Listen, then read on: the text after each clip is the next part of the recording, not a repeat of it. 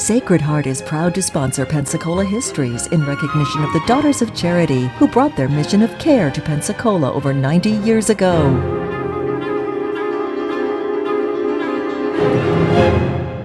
Hello and welcome to our continuing story of Pensacola, North America's first place city. And today we're dealing with one in a series of biographical sketches of, well, what I call men who made a great difference in Pensacola. And many of these people, of course, are well known or were well known historically. Some others, like the one we're going to talk about today, may not have been known to too many people, and certainly they did not find themselves recorded in history books, but they made a difference. And the man I want to talk about today his full name was Erling N. Lee. Most people called him Al Lee, mainly because he was born in a little town in Minnesota. The name of the town was Albert Lee, and consequently the names sort of fit together. And Al Lee grew up in that area. He attended the University of Minnesota, and once he began his business career, he went into woodworking, which was a perfectly logical thing because the town of Albert Lee was in the woodworking area. After a time in the early 1940s, as the war began and there was a need for skilled people in woodworking industries, Al found himself working in a major company in Maine, where he went up the ladder, if you will, in responsibilities, became a very able manager as well as a technical specialist. And at a time here in Pensacola when the Armstrong Core Company was about to make a change, they hired Al, and he came to this area, first of all, as an assistant manager of the plant that we have here on the west side of the city. Al was hired here to become a part of Armstrong, and basically what was happening then for that company here was this. Armstrong had just finished completion of a brand new mill to make the insulating board that pretty much duplicated what had been manufactured here in Pensacola since 1929. This new mill was in Macon. It was state-of-the-art, brand new, perfectly put together, and the Armstrong plan was that they were going to continue to run the Pensacola plant for maybe 2 or 3 years until the Macon plant had all of the bugs worked out of it and was at full capacity. And Al knew that, and when they moved the full structure of management to the Macon plant, Al was made the manager of the Pensacola plant. Now, there was a difficulty in all of this, of course, because the company, very wisely for them, took with them all of the people that they really wanted to keep. There were people in all sorts of trades within the plant itself, and many of the managers. And they went to Macon, and Al was left with the structure here of just being able to kind of sort of limp along, if you will. And he was determined that, of course, that he was going to do a good job. Well, in 1950, the situation was that they had about 2 to 2.5 years to go in all of this plan. And Al Lee was concerned, and he was determined that this plant was going to survive. And so he began a whole series of measures here to try and upgrade the workforce, upgrade their capabilities, upgrade the quality of what they turned out, and step by step he began to do this. Well, by the time they reached 1952, the work at Pensacola was coming along so well, and Al was being respected more and more each year. The company decided, well, maybe there's something we could do to add a new chapter in Pensacola plant's life.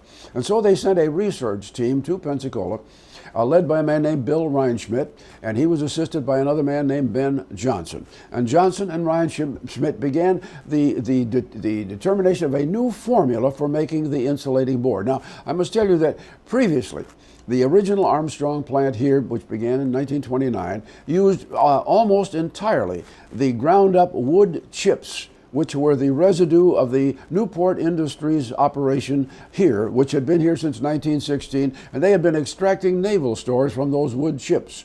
When that process was ended, the chips were just a dry mass up into 1951, 52. All that they were good for was burning, and of course the local neighbors around the Newport plant were not happy about that on Mondays in particular, because the wash lines always got dirty. But anyway, one of the problems that this wood fiber board had was that it was flammable. Now, even when at the new Macon plant, they were not going to use, of course, not going to use the wood chips idea. They were going to cut fresh pine from the forest and grind it into a pulp, and that was to be the basic raw material. Now, that was fine. It worked. It produced a better quality board, but it still was flammable. And so the research engineers here began working with a new process which had as a basic what they then called mineral wool. It was a mineral wool is a fiber which was created by heating steel mill slag into a slurry and then blowing heavy streams of air across it, and it creates the mineral wool fiber, which is non-flat. It will not burn. And consequently, the research began here. And early in 1953, things were going along well, and they made the first tests. Well, people were of course, were very surprised at how well all of this worked, because they were still using exactly the same machinery as they had used on the other process. And when the first tests were made, people could not believe it. It looked wonderful. The board was lighter. It cut and trimmed beautifully, and of course, it was it would not burn. Out of the plant, Al Lee and the others, of course, conducted all sorts of flammability tests, because this was one of the key parts. And of course, then of course they began looking at what can we do to make this a new process altogether, because it took different equipment, different slurry making to produce this board as compared to what they had done with the wood fibers. And so step by step into 1953 and 54, these experiments continued. And today, if one lives in Pensacola and might drive down Navy Boulevard, as if one drives across the bridge over the railroad tracks there, just west of Pace Boulevard, and look to the south, one sees a tall tower. Kind of a red brickish color tower that is right in the middle of the industrial complex there. And that was the key piece of equipment that Armstrong built to make this new process really work. And so by mid-1953, that was in place. And so now, month after month, they began further experiments, first of all with how thick could this board be made, how thin could it be made, and what kinds of sizes were easily constructed from it. Well, as it turned out, all of these things worked well. So by the time we moved forward another 2 to 2.5 years, Al Lee's determination, his upgrading of the workforce, his determination to make this a quality plant was succeeding. And so by now, step by step, the Armstrong sales organization in Lancaster, Pennsylvania, began to really concentrate on this new board. They still had the Macon plant up there, which was doing one thing. Now they had something quite new at Pensacola itself. And so basically, this plant began to convert, and so that by the time we get into the latter part of the 1950s, the old wood fiber operation here was totally discontinued. The connectors, the conveyors that connected the plant to the Newport industry, they were taken down. And so this plant now began to concentrate specifically on the fireproof material that could be put into what now began to be called sealing systems. Now this new board could be used for a lot of things, but by now Armstrong had determined that the #1 priority for it was to be in beautiful sealing systems, because this board had a wonderful quality of capturing sound materials from whether it be in a restaurant or an office or even an industrial plant. This material really worked. And so they developed all sorts of additional items for it, so that the material could be easily placed on a ceiling as a system and could be done inexpensively. And so basically this operation began to flourish. Now, to complete the story, of course, we have to say that as we move into the 21st century, Armstrong has become one of the world leaders in this type of material. They not only have this plant here, they also have other facilities in Europe manufacturing from the same formula, and it is being sold worldwide, so that Armstrong can rightfully claim to be the world leader in non-flammable sealing materials. And of course, this basically, as one travels to big cities anywhere and looks up at the ceiling, whatever building or office or restaurant you're in, chances are very good that what might be looking at would be a sealing system from Armstrong, either this plant or one of the same company. Al Lee, of course, continued on in the other works that he had. Al was a good citizen everywhere where he turned. He was a determined man. He became a vestryman at Christ Church. He was a member of the board of directors of the YMCA. He was a strong believer in the community chest and a director of that for many years, and served on several of the other United Way agencies. And of course, as things progressed, he encouraged all of his staff people to do the same kind of thing, so that Armstrong as a plant became known as a very good community citizen. Now, tragically, Al Lee had been a smoker. And from the early part of the 1950s, his health had begun to suffer just a little bit. He had had assistance from clinics in New Orleans, and had some surgery to correct some of the problems. And things seemed to be going along pretty well. But then, unfortunately, at age just 62, Al Lee suffered a heart attack and died right here in the Pensacola airport, as it turned out. And of course, when that happened, everyone within that organization was just grief-stricken from it, because he had meant so much. But fortunately, Al had done another thing that, of course, a good manager should do. He had built an organization so that no matter what management level we were talking about, every position had a successor well positioned and well trained, so that when Al died, the man who had worked side by side with him, a man named Dwight Hufford, stepped up from the assistant's position to become the plant manager, and he did. And Dwight Hufford then would continue to serve the company there in the same role for the next 10 years.